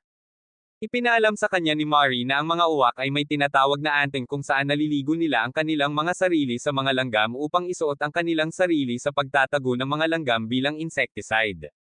Sinasabi nila na dahil hindi naintindihan ni Joe kailangan niyang harapin ang mga kahihinatnan. Samantala binibigyan ni Hana ng ointment si Kiyoshi upang kumalat sa kanyang plot hole ngunit pumasok siya sa loob habang nakahantad ito at sinabihan siyang umihi. Tumanggi siya at nagsimula silang mag-away habang sinusubukang pilitin ni Hana si Kiyoshi na umihi sa harap niya ngunit kapag nabigo ito sinabihan niya itong tumalikod upang sa halip ay umihi siya sa kanyang likuran na kung ano ang gusto mong maranasan ng mga degenerate. Bago niya isaaktibo ang gininto ang sprinkle pumasok si Chiyo sa silid at napagtanto nila na may kailangan silang gawin. Nagtago sila sa ilalim ng kama habang hinahanap ni Chiyo si Kiyoshi ngunit dahil sa sobrang lapit nila naramdaman ni Hana mula sa ibaba na ang isang torpedo ay handa ng ilunsad. Nang umalis si Chiyo sa silid humingi ng paumanhin si Kiyoshi para sa kanyang anaconda ngunit nang tumingin siya kay Hana wala itong malay habang nag-cream ng labis. Samantala tinutulungan ni Shingo si Mako na mag-sit up habang pinagpipiestahan ang kanyang mga mata sa kanyang mga melon. Ipinahayag niya kung paano pagkatapos ng nangyari kay Joe ayaw na niyang ipagpatuloy ang pagtulong sa kanila ngunit pinagbantaan siya ni Mako na sinasabing ipagpatuloy niya ang pagiging snitch nila at mamuhay ng marangya o sasabihin niya sa mga lalaki kung paano niya pinagtaksilan sila. Kinabukasan nagpatuloy sa pagtatrabaho ang mga lalaki at tinitigan ni Kiyoshi si Hana ngunit hindi tulad niya na naaalala ang nangyari hindi naaalala ni Hana ang nangyari sa kanya sa ilalim ng kama. Sa break sinubukan ni Shingo na maglaro muli at inutusan si Kiyoshi na parang alipin na kunin ang kettle na nasa pagitan nila ngunit bago niya ito gawin sinabihan ni Joe si Shingo na patumbahin ito at itigil ang pag-arte na parang brat. Muntik nang magsimula ng away si Shingo ngunit kapag naalala niya kung paano siya traidor huminto siya. Sa sandaling iyon tinawagan ni Mako si Shingo upang makipag-usap ng pribado habang inutusan ang mga lalaki na magpatuloy sa pagtatrabaho. Pagkatapos ay inalok ni Joe si Kiyoshi ng inumin at pinasalamatan siya sa pagligtas sa kanya mula sa pagpasok sa isang tunay na kulungan dahil sa pananaksak kay Mary. Sinabihan siya ni Kiyoshi na huwag mag-alala at nagtawanan silang dalawa na parang magkaibigan. Sa sandaling iyon itinuro ni Kiyoshi kung paano sa panahon ng insidente ng langgam hindi karaniwan kung paano naruroon ang tatlong miyembro ng konseho at nakita niyang nakikipag-usap si Shingo kay Mako. Samantala iniharap ni Mako kay Shingo ang kanyang uniforme sa paaralan at nang tanungin niya kung para saan ito sinabi niya sa kanya na dahil naging tapat siya binigyan siya ng konseho ng 2 oras ng kalayaan upang gumala sa labas ng mundo. Pagkatapos ay naglalakad si Shingo sa paligid ng lungsod kung saan inatasan din siya ni Mako na kumuha ng root beer ngunit bago gawin iyon pumunta siya upang maglaro sa arcade. Doon siya natalo sa isang larong Tekken at nang ilabas niya ang kanyang pagkabigo sa tapat niya nakilala siya ng taong bumugbog sa kanya isang batang babae na nagngangalang Anzo mula sa kanyang paaralan. Tinanong niya kung paano siya isang batang lalaki ay nakalabas sa bilangguan at sinabi sa kanya ni Shingo na siya ay gumagawa ng mga gawain para sa konseho para sa pagiging isang mabuting bilanggo. Habang nag-uusap sila yamakap si Shingo sa kanyang mga pukana at ngunit bago niya ito daron ng laro tinawag siya ng mga kaibigan ni Anzo at napagtanto niya na kung gusto niya itong makita muli kailangan niyang gumawa ng isa pang gawain. Samantala si Gakuto ay nasa banyo humihingi ng awa mula sa kanyang mga figurine tungkol sa kung paano niya ipinagkanulo ang kanyang kaibigan si Kiyoshi ngunit kapag hindi siya nakatingin pumutok ang espada ng laruan. Maya-maya bumalik si Shingo sa paaralan para iabot kay Mako ang root beer at nang buksan niya ito mas basa at mas malagkit siya kaysa sa iyong lola sa isang gabi kasama ang iyong tiyuhin. Nang pumunta si Shingo sa banyo nakita niya ang sirang larwang espada ni Gakuto at pinulot niya ito kahit na hindi niya alam kung ano iyon. Pagkatapos habang nagtatrabaho ang iba gusto ni Shingo na kainin ang pritong manok na ginagawa ni Mako kaya para makuha ito iniabot niya ang larwang espada kay Mako bilang impormasyon ngunit ibinato ito sa kanya pagkatapos malaman na kinuha niya ito mula sa inidoro at natapos ito sa mga sangkap sa pagluluto. Samantala si Gakuto ay nasa banyo na nagpapanik matapos mawala ang larwang espada nang utusan siya ni Hana na ihinto ang kalokohan. Sa silid ng konseho ang mga batang babae ay kumakain ng ilang merienda nang hindi sinasadyang nakagat ni Mari ang larwang espada at nakilala ito bilang isang larwang Chino. Nang magsaliksik si Mako tungkol dito nakita niya ang eksaktong laruan at natuklasan niya ang laruan ni Gakuto sa banyo. Nang maglaon binigyan niya si Shingo ng isa pang paglalakbay sa labas pagkatapos makuha ang laruan habang si Gakuto ay nalulumbay matapos mawala ang laruan hindi alam na natagpuan ito ni Mako. Ibinalik ito ni Mako kay Mari at pinag-usapan nila kung ano ang kailangan nilang gawin dito. Sa arcade si Shingo ay masayang gumugugol ng oras kasama si Anzo at kinaladkad niya siya para kumuha ng ice cream kung saan niya sinasabunutan ang pagdila niya sa kanyang matamis na ice cream. Ipinakita sa kanya ni Anzo ang isang tiket sa pelikula at inanyayahan siyang manood nito ngunit matapos malaman na wala siyang sapat na oras iniabot nito sa kanya ang kanyang tali sa buhok na sinasabi sa kanya na itali ito sa bilangguan barikada sa tuwing papalabas siya muli para mapanood nila ito ng magkasama. Samantala ang konseho ay nagbabahagi ng kanilang mga merienda sa mga bilanggo ngunit nang makarating si Mako sa Gakuto sinadya niyang ibigay sa kanya ang larwang espada na ikinagulat niya. Inihayag niya ang buong action figure at hiniling na aminin ni Gakuto na kanya ang laruan at tinulungan niya si Kiyoshi na makatakas sa paaralan. Sinubukan ni Gakuto ang kanyang pinakamahirap na tanggihan ito ngunit alam ni Kiyoshi kung gaano kahalaga ang laruan para kay Gakuto pagkatapos niyang dumihan ang sarili niyang pantalon at ipahiya ang sarili para lamang sa larwang iyon.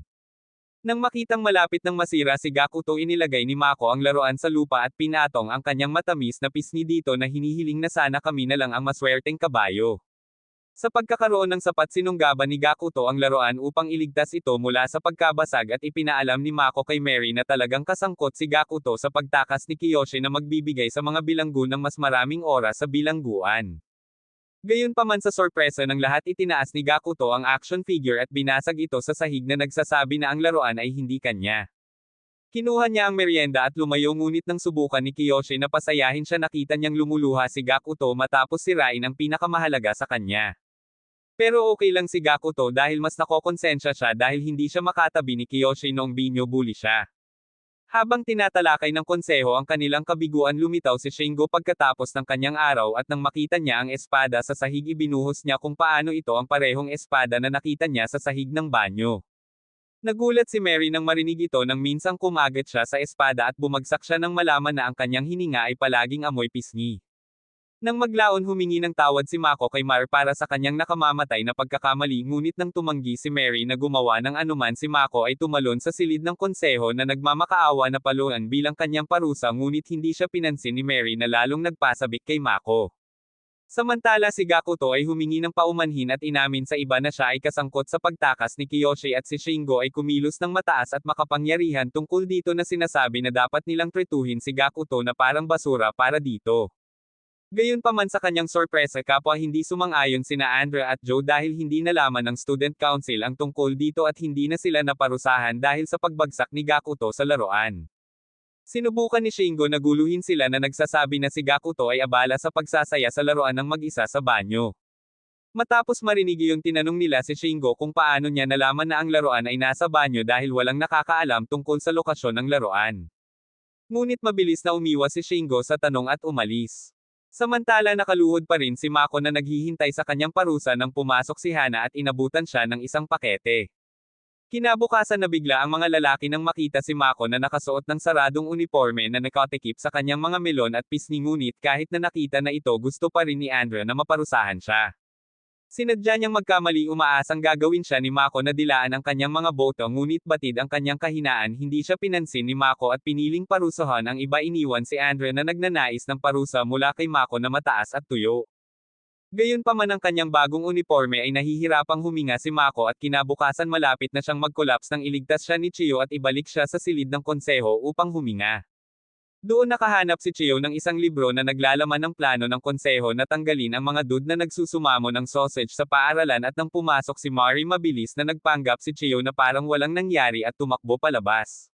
Samantala si Andrea ay nahihirapan matapos na hindi makatanggap ng mga parusa mula kay Mako at isinulat niya ang lahat ng kanyang nararamdaman sa tala-arawan ngunit lingid sa kanya hawak ni Mari ang tala-arawan na iyon sa tuwing siya ay malayo sa kanyang silid at plano niyang isaaktibo ang kanyang plano na alisin ang mga lalaki ngunit si Chiyo ay nasa labas nakikinig sa buong bagay.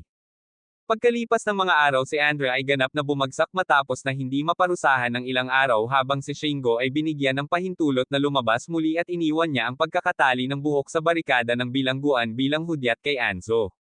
Samantala iniisip ni Kiyoshi kung ano ang nangyayari sa kanila kamakailan at kung paano ito maaaring magkaroon ng koneksyon kay Shingo ngunit habang sinusubukan niyang tanungin siya tungkol dito si Shingo ay tinawag ni Mako upang umalis. Pumunta siya upang manood ng isang pelikula kasama si Anzo at nagpapasalamat siya sa mga Diyos ng plot para sa sandaling ito.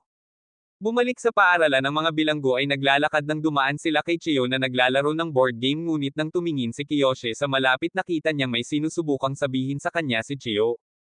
Habang naliligo sinubukan ni Kiyoshi na i-decipher ang code na ipinadala sa kanya ni Chiyo ngunit ang kanyang paipong ulo ay napakatanga para gawin ito. Sa sandaling iyon si Andre na nalulumbay ay nagsimulang mag-hallucinate tungkol sa pagtawag sa kanya ni Mako upang bigyan siya ng kanyang parusa at sinundan niya ang boses. Nakita niya si Mako sa kanyang harapan ngunit nang siya ay sumunggab sa kanyang mga melon ito pala ay isang kopya ng curtain ni Mako. Sa sandaling iyon nakita niya ang isang bukas na pinto at sa loob nalilito siyang makita ang kanyang diary doon. Nang buksan niya ito nakita niya ang lahat ng nangyari sa kanya mula sa pagkakatagpo sa kopya ng curtain hanggang sa paghahanap sa kanyang tala-arawan ngunit binasa niya ang pagpapatuloy at sinabi nito na kung lumabas si Andre naghihintay si Mako na ibigay sa kanya ang kanyang parusa. Kaya lumabas siya at doon naghihintay sa kanya si Mako na may hawak na letigo na handang gawing Andre cream sa pamamagitan ng parusa. Bumalik kasama si Kiyoshi sinabi niya kay Gakyudo at Joe ang tungkol sa kanyang nakita at isinulat niya ito sa baso para mabasa nila ngunit hindi tulad ng utak ng ibon ni Kiyoshi na babasa ito ni Gakyudo at sinasabi nito na pinaplano nilang paalisin sila. Nakuha ni Kiyoshi ang mensahe at hinanap si Andrew ngunit habang hindi nila siya mahanap nakita ni Gakyudo at Joe ang curtain na kopya ng Mako. Bumalik kay Andrea, inaakit siya ni Mako sa kanya, sinabihan siyang yumuko at ang kanyang damit ay punit-punit dahil sa dami ng kanyang balak na lalo lamang nagpapataas ng pagnanasa ni Andrea. Sinunggaban niya si Mako at hinawakan ng barbed wire, ngunit tumanggi siyang huminto para sa makapangyarihang snoo-snoo. Sa sandaling iyon, ang iba ay mabilis na nagtungo sa pintuan at nakita nila si Andre sa barbed wire na nagmamakaawa sa kanya na huminto, ngunit huli na dahil nawala si Andre sa sarsa at nabasag ang alambre. Habang binubugbog siya ni Mako, nalampasan ni Andre ang linya, ibig sabihin tulad ni Kiyoshi lumabas siya sa bilangguan at dinakip siya ni Hana. Napagtanto ni Kiyoshi na ito ang kanilang plano, ngunit kailangan pa rin ni Mari ng isa pang breakout at hindi na siya makapaghintay na mabaigo din si Shingo. Samantala, ine-enjoy ni Shingo ang date nila ni Anzo sa park pagkatapos manood ng sine. Kinurot niya ang pisngi niya at gusto niya itong halikan, pero dahil kamukha niya ang babae kung walang makeup, umatras si Anzo. Sinabi niya sa kanya na gawin din ito sa kanya, at kapag kinurot niya ang kanyang mga pisngi, naiisip niya ang kanyang sarili na kinukurot ang mga pisngi sa ibaba. Noon lang nakita ni Shingo ang isang bata na binyo-bully ng kanyang mga kaibigan at ipinagtanggol niya ang bata mula sa kanila. Kahit na nagawa niyang pigilan ang mga ito, napagtanto niya na nagigilty siya sa kanyang pagtrato kay Kiyoshi at ibinuhos niya ang lahat kay Anzo. Matapos marinig ang katotohanan, nagsimulang umiyak si Anzo, at kapag tinanong niya kung bakit, sinabi niya sa kanya ang kanyang katotohanan. Ilang linggo na ang nakalilipas, inalok siya ni Mari na palakihin si Shingo at tiyaking mai-inlove ito sa kanya, ngunit ngayon inatasan siyang panatilihin si Shingo pagkalipas ng 630 para maituring itong lumalabas. Tumingin si Shingo sa kanyang relo upang makitang may oras siya, ngunit ipinaalam sa kanya ni Anzo na sa panahon ng pelikula ay huli na niyang pinalitan ang kanyang oras ng 30 minuto. Nagsisimula siyang tumakbo ng May 5 minuto lamang upang makarating sa paaralan o ang mga lalaki ay mapapatalsik, ngunit nang wala sa oras na sagasaan siya ng isang kotse. Samantala, ang mga lalaki ay nakaluhod naghihintay para kay Shingo at ipinaalam sa kanila ni Miko na kung sila ay nanatili sa paaralan, sila ay sasali sa Seaside School kung saan ang mga babae ay nagbabasa at nagkakaroon ng t-shirt contest. Nang marinig ito, sinisigaw nila ang pangalan ni Shingo, umaasang babalik iyon sa tamang oras alang-alang sa t-shirt contest. Bumalik kay Shingo, nakita niya na ang nakabangga sa kanya ay ang kalbong Tagalaba, kaya hiniling sa kanya ni Shingo na tulungan siya. Dumating siya 1 minuto bago huli ang lahat na ikinagulat ng konseho, ngunit 10 segundo bago siya mabaigo, sinubukan niyang buksan ang pinto at hindi niya magawa. Sa sandaling iyon tapos na ang oras at si Shingo ay itinuturing na tumakas na nangangahulugan na ang mga lalaki ay mapapatalsik. Tinawag siya ni Shingo para sa pagdaraya sa pamamagitan ng paglock ng pinto, ngunit ipinakita sa kanya ni Miko na ito ay isang rolling door na hindi niya nalaman. Kinabukasan, humingi ng tawad si Shingo sa mga lalaki dahil sa pagiging makasarili niya at wala siyang pinagkaiba kay Kiyoshi na pinakitunguhan niya noon. Inutusan siya ni Kiyoshi na tumayo at dahil sinuntok siya ni Shingo ng isang beses para sa pagtakas, tinanggap ni Shingo na ganoon din ang ginawa ni Kiyoshi. Gayunpaman, tinapik lamang ni Kiyoshi ang kanyang dapat at pinatawad siya na nagsasabi na silang lahat ay may kasalanan sa isa't isa, lahat sila ay nauunawaan ang kanyang pagkakamali at iniiyak ni Shingo ang kanyang puso. Gayunpaman, nang magsalita si Shingo tungkol kay Anzo at kinurot ang pisngi ng isa't isa, sinuntok siya ni Kiyoshi at binugbog siya ng iba. Pagkatapos, ang mga lalaki ay dinala sa harap ng punong guro at habang si Chiyo ay naruroon na sinusubukang suportahan ang mga lalaki, wala siyang katibayan ng masamang plano ng konseho na paalisan ang mga lalaki sa pamamagitan ng pagmamanipula. Pagkaalis ni Chiyo, pinilit ni Mary ang punong guro na paalisan ang mga batang lalaki na gustong-gusto, at nang walang gaanong pagpipilian, pumayag siyang sundin ang mga patakaran. Ilang sandali pa ipinagdiwang ng konseho ang kanilang tagumpay at si Miko ay nagsasagawa ng mga pull-up upang ipahayag ang kanyang kaligayahan, ngunit biglang bumukas ang pinto. Pumasok si Anzo at sinabi kay Mary ang buong katotohanan tungkol sa pagtulong niya kay Shingo, ngunit dahil nagtagumpay pa rin ang plano, pinaalis nila siya. Gayunpaman, dahil alam ni Anzo ang tungkol sa kanilang masamang plano, itinakda nilang bantayan siyang mabuti. Samantala, ang mga lalaki ay nanlulumo pagkatapos ng kanilang pagkawala, ngunit si Kiyoshi ay tumanggi na sumuko at sinabi sa mga lalaki na kailangan nilang makuha ang kanilang mga kamay sa masamang dokumentong iyon. Noon lang naalala ni Shingo na nakita niya ito sa isang lugar at ipinaalam sa mga lalaki. Sinabi niya sa kanila na nakita niya ito sa loob ng computer ng correction room, ngunit habang gusto nila itong makuha, napagtanto nila na ito ay walang kabuluhan dahil ang data ay dapat na natanggal na. Gayunpaman, ipinaalam sa kanila ni Gakyudo na bilang isang computer whiz maaari niyang makuha ito pabalik. Maya-maya pumasok si Miko para iabot sa kanila ang kanilang pagkain, ngunit hindi niya sinasadyang mahulog ang kanyang panty sa sahig. Nang siya ay yumuko ibinaba ni Kiyoshi ang kanyang chopstick at nang siya ay tumangala nakita niya ang pinakamakatas na roast beef na nakita niya mula nang kumain siya sa Arby's. Pagkaalis ni Miko inirally ni Kiyoshi ang mga lalaki sinasabi sa kanila na kailangan nilang kunin ang data na iyon lahat para sa kapakanan ng t-shirt contest at roast beef ni Miko. Pinag-uusapan nila ang kanilang mga plano kung paano makapasok sa silid na iyon nang hindi nahuhuli ngunit pagkatapos ng mga araw ng pagpupulong sila ay dumating na walang laman at mas lumala pa ng ipahayag ni Miko na kailangan lang nila ng pag-aproba ng chairman para mapatalsik. Nang walang gaanong pagpipilian iminumungkahi ni Gakyudo na nakawin nila ang susi ng kulungan ng diretso mula kay Miko at habang ang mga lalaki ay hindi naniniwala na maaari silang manalo laban sa makapal na snosno ni Miko may ideya si Gakyudo. Nang maglaon ng papalapit si Miko sa selda pumasok siya sa mga batang lalaki na naglalaro ng arm wrestling at sinadya siya ng mga lalaki na galitin sa pagsasabing mananalo si Andre laban sa kanya. Kinuha ni Miko ang pain at hinamon si Andre na makipagbuno sa braso ngunit bago gawin iyon inilagay ni Gakyudo ang kanyang sarili bilang unang naghamon kay Miko at ipinakita ang kanyang mga kalamnan sa kanya.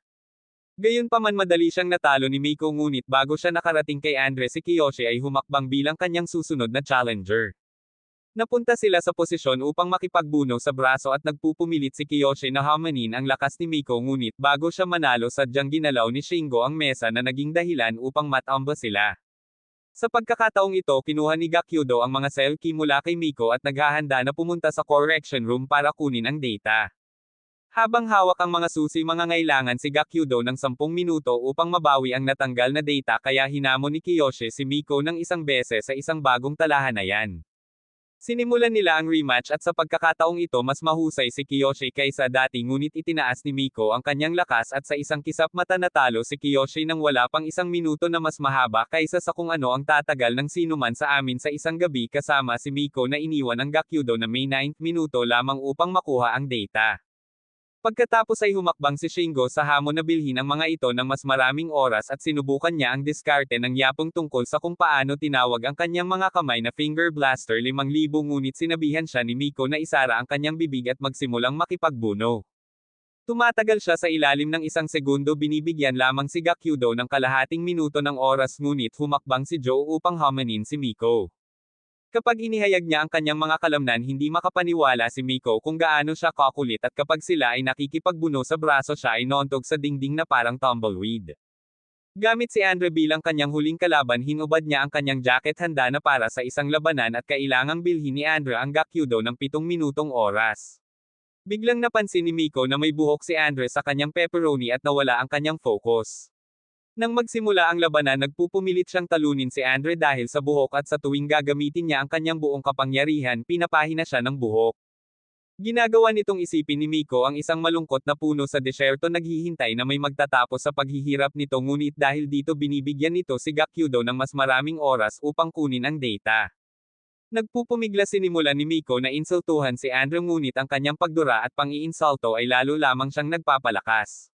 Sa 2 minutong natitira si Miko ay nagkulong at nagpas siyang ipikit ang kanyang mga mata ayaw niyang makita ang pepperoni na buhok o ang mukha ni Andre dahil malapit na siyang mag-bust sa kanyang mga pang-iinsulto. Sa isang sweep nanalo si Miko at napahiyaw si Andre dahil sa kasiyahan ngunit may 1 minutong natitira ang mga lalaki ay tiyak na mapapahamak. Nang isuot muli ni Miko ang kanyang jacket na pagtanto niyang wala na ang kanyang mga susi ngunit nang lingunin niya naroon si Gakyudo na nagkukunwaring kukunin ito para sa kanya. Pagkaalis niya ipinagdiwang ng mga lalaki ang kanilang tagumpay ngunit mukhang nalulumbay si Gakyudo at kapag tinanong nila kung bakit inihatid niya ang masamang balita. Ipinaliwanag niya na kukunin na sana niya ang data nang marinig niya ang malakas na tili ni Andre at mabilis siyang tumakbo pabalik sa oras ngunit wala ang data na nangangahulugan na ang mga lalaki ay nawala ng pag-asa. Nang gabing iyon habang medyo gumaan ang pakiramdam nila naalala nila kung gaano sila naglaban para makarating dito at lahat sila ay umiiyak para matulog. Kinaumagahan habang nanlulumo nakita ng mga lalaki na si Gakyudo ay nawalan na ng malay tumatae ng hindi mapigilan habang kinakanta ang mga kanta ni Kini. Isang araw na lang ang natitira binibigyan ni Miko ang mga lalaki ng kanilang pagkain ngunit tinanong sila kung ano ang gusto nilang huling pagkain bago umalis. Habang pinipili ng iba ang normal na pagkain pinipili ni Gakyudo ang piniritong tipaklong habang si Andre ay humihingi ng sopas na gawa sa katas ng pag-ibig at laway ni Miko ngunit pinagbigyan lang ni Miko ang hiling ng iba. Habang kinakagat ang kanyang tinapay nakahanap si Kiyoshi ng isang tala mula kay Chiyo nagtatanong sa kanya tungkol sa kanyang update at walang gaanong sasabihin nakatanggap si Chiyo ng mensahe mula kay Kiyoshi na nagpaalam sa kanya. Nang maglaon iniregalo ni Miko sa mga lalaki ang pagkain na hiniling nila at habang ang iba ay nag-e-enjoy sa kanilang pagkain sinakal ni Gakyudo ang kanyang piniritong tipaklong dahil sa lasa nito na parang wili ng iyong ama. Gayunpaman ibinabalik siya nito sa normal at wala siyang maalalang nag-order ng plato ng mga tipaklong o kung ilang araw na ang lumipas. Ipinaalam niya sa mga lalaki na pagkatapos makita ang mensahe ni Chiyo mayroon siyang planong tumakas. Pagkatapos sabihin sa kanila walang iba kundi si Gakyudo ang nakakaramdam ng pag-asa at kapag tinanong niya kung bakit ipinaliwanag nila na wala silang mahirap na oras sa plano at napagtanto ni Gakyudo na 2 araw na ang lumipas mula nang siya ay baliw. Sa sandaling iyon pumasok si Miko na may dalang mga dokumento at sinabi niya sa kanya na punan ang mga ito upang lagdaan ang kanilang sariling pagbibitiw. Nakikita ito ni Kiyoshi bilang isang pagkakataon upang isulat ang kanilang apela upang bigyan sila ng mas maraming oras upang makakuha ng patunay na sila ay sinasabotahe. Habang si Shingo ay nakakaramdam ng pessimistic ipinaalala ni Kiyoshi sa kanya ang paparating na wet t-shirt contest at ito ay nagpaparamdam sa kanya. Pagkatapos tinapos nila ang sulat ng apela at nakikiusap kay Miko na gusto nilang umapela sa chairman kahit na alam nilang walang kabuluhan. Tinanggap niya alam niyang walang silbi ito ngunit kapag siya ay lumabas kasama nito naasar siya nang makitang hindi pinatapos ni Gakyudo ang kanyang mga tipaklong pagkatapos niyang magsumikap na mahuli sila. Kinabukasan ng mga lalaki ay naghihintay sa paghihirap na dumating sa kanila ang chairman ngunit si Miko ang nagpakita at narito siya upang dalhin sila sa paaralan kaya sila ay opisyal na mapapatalsik. Nang makarating sila sa labas nakita ni Gakyudo ang sulat ng apela sa sahig na napunit at napagtanto na ginawa ito ni Miko at nang sinubukan niyang magprotesta binugbog siya ni Miko. Samantala nasa cooking class si Hana at kapag may hawak siyang kabute may naalala siya. Kapag ang kabute ay nahulog sa ilalim ng kanyang mesa at siya ay pumunta upang kunin ito isa pang nahulog sa pagitan ng kanyang mga binti naaalala niya ang lahat tungkol sa kung paano si Kiyoshi ay nagkaroon ng kanyang ding-ailing sa parehong posisyon at ngayon ay gusto niya ang kanyang paghihiganti. Bumalik kasama ang mga lalaki sila ay nasa hagdan patungo sa kanilang pagpapatalsik at nang malapit nang pumalit si Mari ang chairman mismo ay sumulpat na nagsasabi na kailangan niyang makipag-usap sa mga lalaki. Nagsimulang magpanik ang mga babae at inutusan ng chairman ang mga lalaki na bumalik sa bilangguan para makapagsalita siya. Doon sila ay may talakayan at habang sinusubukan ni Miko na alamin kung paano nakuha ng mga lalaki ang kanilang apela sa chairman si Kiyoshi ang nasa likod nito sa lahat ng panahon. Ipinalam niya sa mga lalaki na nang iharap nila ang liham ng apela kay Miko palihim siyang nag-iwan ng isa pang apela sa kanyang liham ng pagbibitiw alam na hindi ito susuriin ni Miko. Gayunpaman hindi natutuwa ang chairman dahil ang isinulat ni Kiyoshi sa kanyang resignation letter ay blackmail laban sa kanya at handa si Kiyoshi na sunjitin siya tungkol sa kanyang nakabaon na kayamanan sa labas ng paaralan kung hindi sila nag-uusap. Pagkatapos ay hinihiling nila sa chairman na bigyan sila ng oras upang makuha nila ang patunay ngunit bago gumawa ng anumang desisyon tinanong sila ng chairman ng tanong tungkol sa mga edad melon o rice cake. Magsasalita na sana si Makoto ng mga melon nang pigilan siya ni Kiyoshi at hilingin sa kanila na iwan ito sa kanya. Nag-iisip siya ng mabuti at naaalala ang kayamanan ng chairman kaya sinasagot niya ang mga rice cake. Ang chairman ay humanga na nagsasabi na walang sino mang mas gusto ang pisngi ang maaaring maging masama. Gayunpaman tinanong niya sila kung bakit upang makita kung sila ay aktwal na mahilig sa pisngi tulad niya. Hinihiling ng chairman na sagutin ni Kiyoshi ang tanong na ito at nagsimula siyang mag-isip ng mabuti. Samantala sinusubukan ni Mako na makinig mula sa labas nang mag-pop up si Hana na may dalang kutsilyo gustong putulin ang kinang ni Kiyoshi. Gayunpaman nang pilitin ni Hana ang sarili pinatumba siya ni Mako upang maiwasan ang anumang mangyari. Bumalik kay Kiyoshi ginagamit niya ang lahat ng kanyang kapangyarihan sa utak at nakuha ang kanyang sagot. Ipinangangaral niya ang wika ng mga Diyos na nagsasabi na mula sa bukang liwayway ng tao ang nakikita lamang nila ay mga bibingka sa tuwing sila ay naglalakad na nakadapa ngunit nang ang mga tao ay natutong maglakad makikita nila ang mga melon sa mga babaeng species na nangangahulugan na ang mga melon ay walang iba kundi isang murang kapalit ng mga rice cake. Matapos marinig ito niyakap siya ng chairman na nagsasabi na si Kiyoshi ay isang tunay na mahilig sa chicks at pumayag siyang ipagpaliban ang pagpapatalsik sa kanila ngunit isang araw lang ang kaya niyang ibigay sa kanila. Nang lumabas ang chairman nakipagtalo siya kay Mary tungkol sa kanyang desisyon ngunit nanatili siyang matatag sa kanyang desisyon na iniwan si Mari na binugbog. Sa isang araw na ito nakita ng mga lalaki ang liwanag ng kanilang kalayaan at tumanggi silang huminto sa pagkuha ng iyong kinabukasan. Samantala ang mga batang babae ay bigo tungkol sa nangyari ngunit sa pagkakaroon ng kanyang sariling paghihiganti hiniling ni Hana na hayaan siyang pangasiwaan ang mga bilanggo noong nakaraang araw. Hindi sumasang-ayon si Miko na ipinadala nila si Hana upang hawakan ang mga lalaki pagkatapos niyang makita siyang nagballistic kanina ngunit tiniyak ni Hana sa konseho na siya ay bubuuan. Bumalik kasama ang mga lalaki pinag-usapan nila ang kanilang mga plano para makuha ang data sa pamamagitan ng pagsali kay Chiyo at muling hinahamon si Miko na gambling siya. Iminumungkahi ni Gakuto na hamanin ni Andre si Miko sa isang Rice Cakes Wrestling Battle upang bilhin ang Gakuto ng oras para makuha ang data ngunit habang si Andre ay nasa sabik na mabulunan ang snosno ni Miko ang kanyang mga pangarap ay gumuho nang pumasok si Hana na pinalitan ang mga tungkulin ni Miko. Sinubukan ni Gakuto na hamanin si Hana sa isang rice cake battle ngunit siya ay nasipa sa pader at napagtanto nila na sila ay screwed. Pagkatapos iniabot ni Hana sa kanila ang kanilang pagkain at nang si Kiyoshi na pinigilan siya ni Hana at sinabi sa kanya na dahil naaalala niya ang nangyari sa pagitan nila maghihiganti siya sa kanyang kabute. Samantala si Miko ay nasa kanyang silid na nagwo-workout na didismaya pa rin sa pagpapalit sa kanya nang pumasok si Mari. Habang si Miko ay humihingi ng tawad sa kanyang mga pagkakamali tiniyak ni Mari kay Miko na hindi niya kinwestiyon ni minsan ang royalty ni Miko at pinili niya si Hana na papalit sa kanya upang gawin itong unpredictable para sa mga lalaki.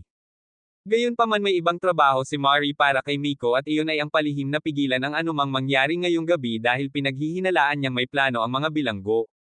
Samantala nagpa siya si Kiyoshi na siya ang magre-retrieve ng data at kapag nagtanong ang iba kung paano ipinaalam niya sa kanila na may sama ng loob si Hana sa kanya at ayaw niyang sabihin sa kanila kung ano iyon. Pagkatapos ng matapos silang kumain sinasadya ni Chiyo na dalhin ang kanilang maruruming pinggan sa kusina at kapag walang nakatingin binasa niya ang lihim na tala na ipinadala sa kanya ni Kiyoshi na sinasabi sa kanya na gagawin ang plano ngayong gabi. Gayunpaman may lumitaw na ibang tao sa likod ni Chiyo at habang siya ay nagpapanik ipinakita niya ang kanyang sarili na si Anzo na narito upang tulungan siyang pigilan ang mga lalaki na mapatalsik. Nang maglaon sinaksak ni Kiyoshi si Gakuto sa ulo upang masugitan siya ngunit dahil sa hindi sapat na sakit mas lalo siyang sinaksak ni Joe kaya napasigaw si Gakuto ng malakas upang makuha ang atensyon ni Hana. Nagmakaawa si Kiyoshi na dalhin si Gakuto sa correction room ngunit tumanggi si Hana na gawin iyon at umalis na nagsasabi na ito ay isang maliit na sugat lamang. Gayunpaman dumating si Gakuto at nagsimulang sumigaw kay Kiyoshi na sinasabi sa kanya na ibunyag ang ginawa niya kay Hana na nakakuha ng atensyon ni Hana. Pagkatapos dinala niya sila sa correction room para tapatan ang ulo ni Gakuto ngunit nang ibalik nila siya sa selda isinama ni Hana si Kiyoshi para makakuha ng privacy. Nang gabing iyon parehong handa sina Chiyo at Anzo para sa plano habang inihahanda ni Miko ang kanyang suit na mas mahigpit kaysa sa iyong ina upang maiwasan ang anumang mangyari. Bumalik kasama si Hana naglabas siya ng gunting na napasigaw si Kiyoshi dahil sa takot sa kanyang willy ngunit sa halip na putulin ito pinutol niya ang isang bote sinabihan si Kiyoshi na umihi dito. Gamaan ang pakiramdam niya at upang ipagpatuloy ang kanyang plano hinubad niya ang kanyang pantalon ipinakita kung ano ang hitsura ng isang tunay na mandingo na ikinagulat ni Hana kung gaano siya kalmado tungkol dito. Hiniling niya sa kanya na hawakan ang bote para sa kanya at habang nagpapanik tinanong niya kung bakit at si Kiyoshi ay gumawa ng dahilan kung paano niya kailangan ang kanyang dalawang kamay upang mag-pose habang umiihi. Nang makita ito tumanggi si Hana na matalo sa talo na ito kaya hinubad din niya ang kanyang pantalon ipinakita ang kanyang inihaw na baka at sinabing iihi din siya nito. Naglalaban ang dalawa sa isang labanan ng lakas ng loob ngunit naaalala ang mga sakripisyo ng kanyang kaibigan humakbang siya pasulong at itinuro si Hana sa isang pinto. Nang bubuksan na niya ang pinto sinipa siya ni Hana ngunit nagawa niyang i-unlock ito at maging matagumpay ang unang yugto ng kanyang plano.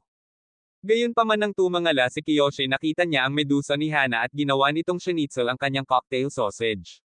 Sinabi niya kay Hana na ang kanyang suluting sausage ay hindi maaaring umihi ng ganito ngunit si Hana ay walang pakialam at kinuha niya ang kanyang pagkakataon na paligan siya bilang kanyang paghihiganti. Biglang sumigaw si Mako pagkatapos na makahanap ng isang tao na gumulat kay Hana at si Kiyoshi ay natarante nang mapagtanto niya na ang plano ay isang boss na nakuha kay Chiyo. Gayunpaman ang babaeng nahanap ni Mako ay hindi si Chiyo ngunit si Anzo habang sinasabi niya kay Chiyo na isasakripisyo niya ang kanyang sarili upang bigyan ng pagbubuka si Chiyo para matapos ang kanyang misyon. Hiniling ni Mako na pumasok sa correction room ngunit ayaw niyang malantad inutusan ni Hana si Mako na umalis at i-lock ang pinto. Noon lang nakitang muli ni Kiyoshi ang medusa ni Hana at nang humingi siya ng tawad sa pagtitig sa kanyang medusa na paiyak si Hana sa sakit matapos siyang paulit-ulit na ipahiya ni Kiyoshi mula sa pagdungi sa kanya gamit ang kanyang golden sprinkler hanggang sa pagpapangalan sa kanyang roast beef medusa. Sinimulan niya itong bugbugin dahil sa galit ngunit napagtantong wala itong epekto hinalikan siya ni Hana at inalis ang kanyang unang halik. Habang si Kiyoshi ay gulat na gulat tinatawanan siya ni Hana na sinasabing aalisin niya ang lahat ng kanyang unang pagkakataon mula sa kanya at pipigilan siya na makuha ang kanyang unang halik mula kay Chio. Ipinagpatuloy niya ang paghalik sa kanya dahil sa puot at hindi ito kayang labanan ni Kiyoshi. Hindi makahinga itinulak ni Kiyoshi si Hana palayo sa halik ngunit sinuntok niya ito isinuko siya sa pinto at patuloy na hinahalikan siya upang maalis niya ang kanyang unang halik. Samantala nasa labas ng silid si Chio naghihintay na mabuksan ang pinto at patayin ang mga ilaw bago siya pumasok upang gawin ang kanyang tungkulin.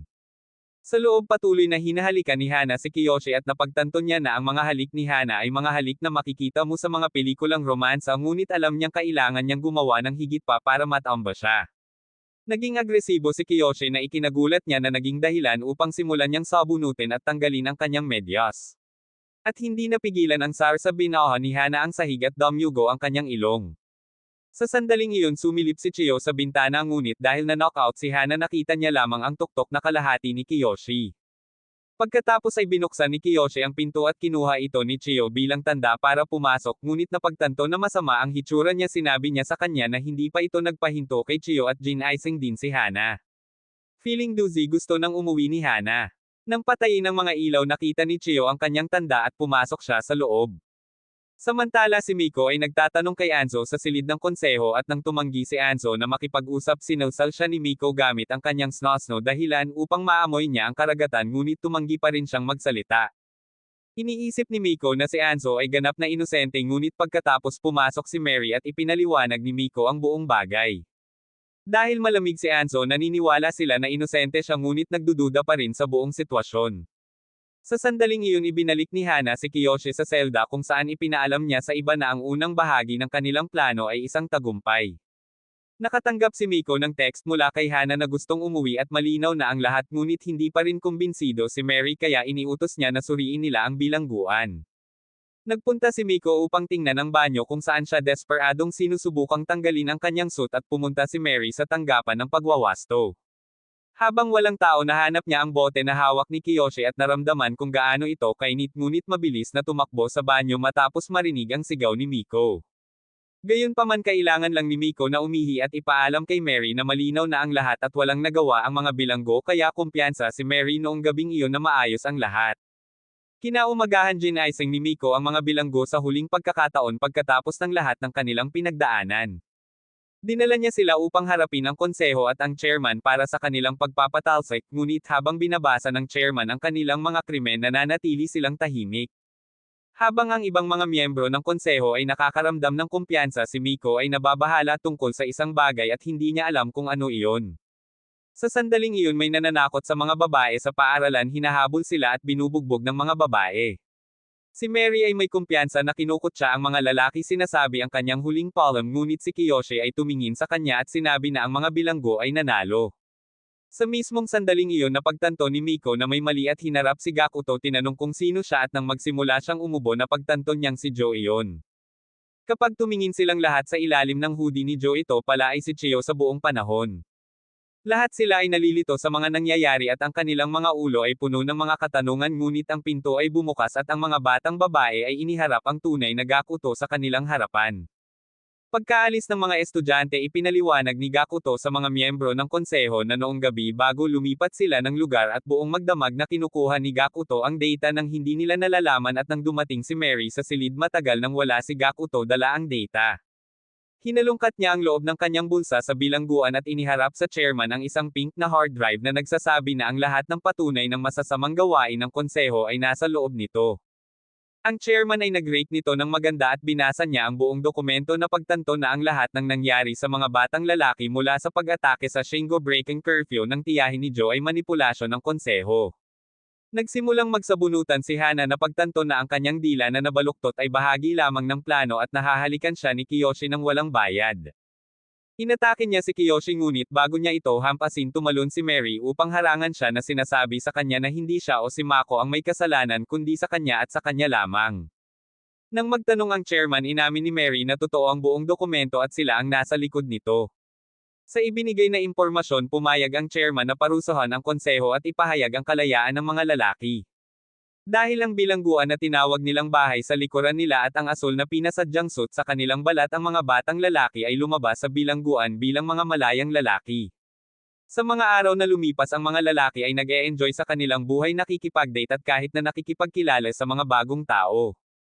Gayunpaman sa mga krimen na ginawa ng mga konseho ang paaralan ay naghahalal ng mas mataas na kapangyarihan ng isang konseho upang parusuhan sila. Dinadala nila ang pagmamalaki ng mga babae pinalitan sila ng mga damit ng bilangguan na dati nilang pinamunuan at dinala nila ang konseho sa harap mismo ng mga lalaki sa bilangguan na dating kumuha ng kalayaan ng mga lalaki at ngayon ay kinuha ang mga babae.